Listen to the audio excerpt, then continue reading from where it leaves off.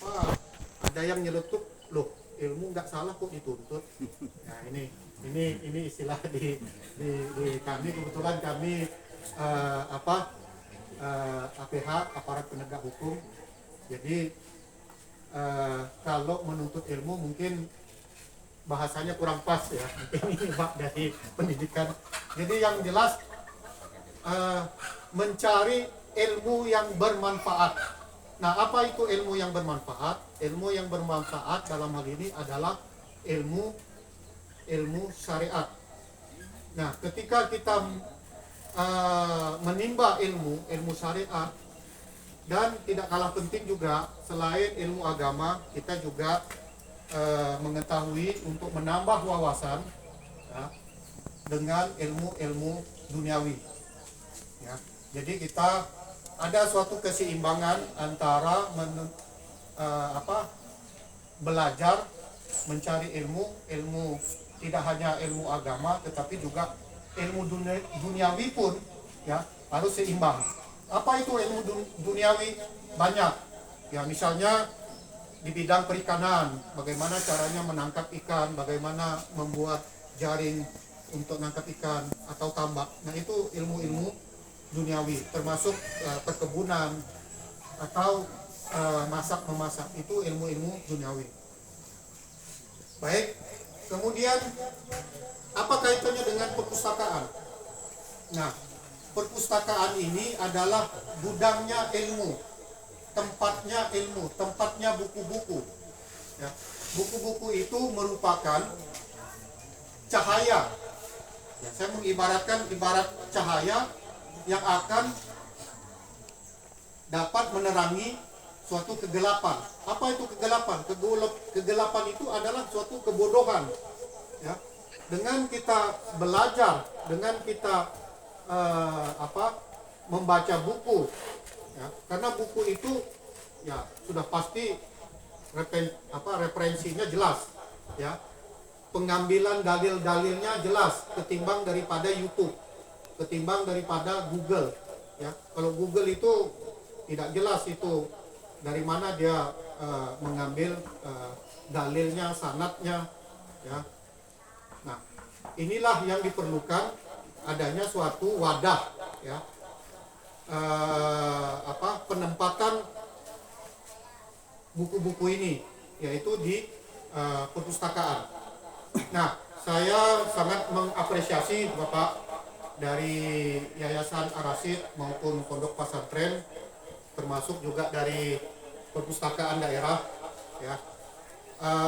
Mungkin harapan saya ini dapat kita gaungkan lagi, ya, kita gaungkan lagi untuk minat-minat baca anak-anak kita, generasi muda kita. Bila perlu mungkin sudah ada perpustakaan keliling maupun pojok-pojok untuk tempat kita membaca, misalnya di tempat-tempat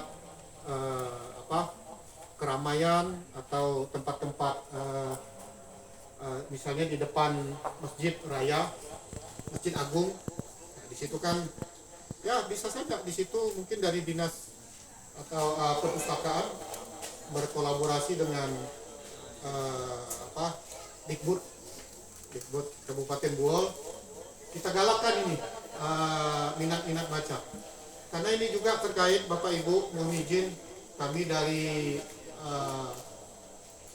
aparat penegak hukum ya mungkin prihatin juga bahwa dari segi statistik tingkat kejahatan di Kabupaten Buol ini yang cukup tinggi adalah kejahatan asusila atau kejahatan cabul dan persetubuhan anak di bawah umur. Bahkan mungkin ada juga, mohon maaf, ya orang-orang tua kita, orang tua kandung. Kemarin sempat viral ada vonis terkait hukuman kebiri, ya, yang dimana hukuman kebiri itu diberlakukan itu nanti ya ibaratnya nanti ya sampai ke alat kelaminnya itu tidak berproduksi lagi. Nah ini kan sangat memprihatinkan. Eh, jadi untuk itu salah satu juga mungkin upaya-upaya untuk menekan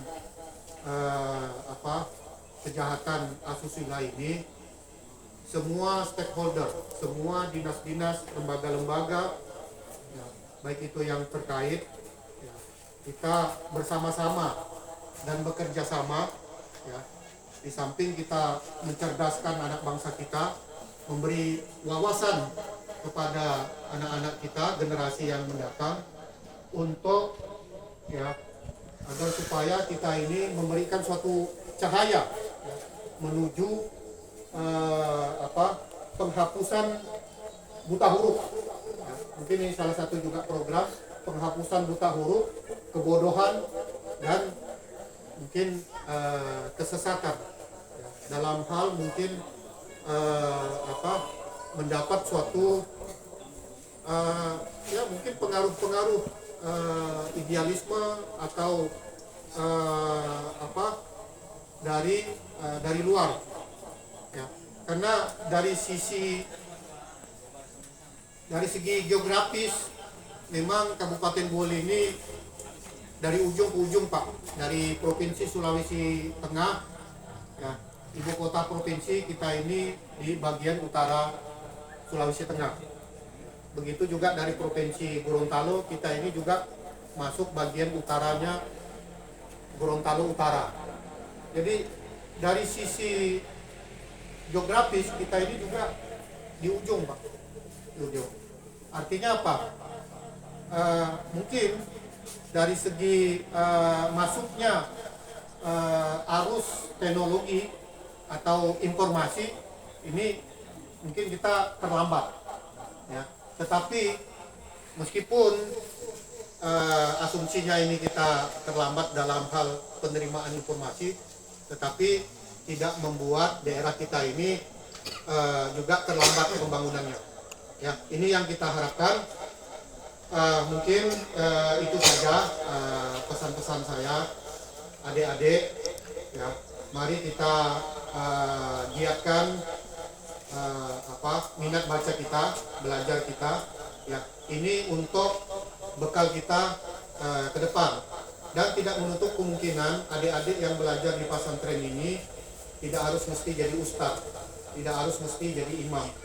Kita tidak tahu, ya, keluaran pesantren itu juga saya lihat banyak juga ada yang mungkin di kepemerintahan, mungkin dia bisa keterima jadi pegawai negeri, ya, atau bahkan juga jadi TNI, jadi Polri atau jadi jaksa.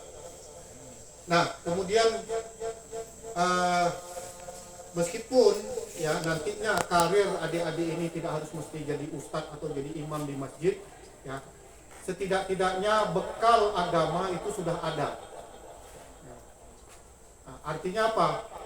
Ketika dimanapun berkarya, dimanapun berkarir, apakah itu jadi pegawai negeri atau di swasta, yang jelas kalau mental sudah ditempa di dalam pesantren ini, tentu pasti ingatan kita kewajiban 5 waktu itu insya Allah tidak akan tinggal, ya, itu yang penting, ya. Jadi kewajiban 5 waktu itu insya Allah pasti tidak tinggal. Kenapa? Karena kita sudah ditempa di pondok pesantren, sekalipun mungkin ya tidak harus mesti ustadz, ya.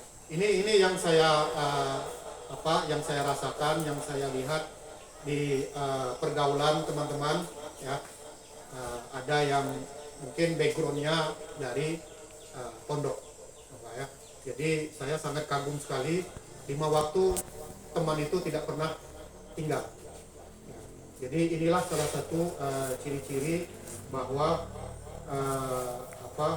menuntut ilmu di menuntut lagi saya mencari belajar di pondok pesantren itu, ya, memberikan suatu manfaat baik itu dunia dan akhirat.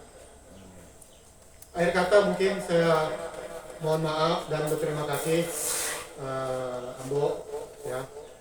Saya akhiri sekali lagi, terima kasih. Wabillahi taufik wal hidayah. Wassalamualaikum warahmatullahi wabarakatuh.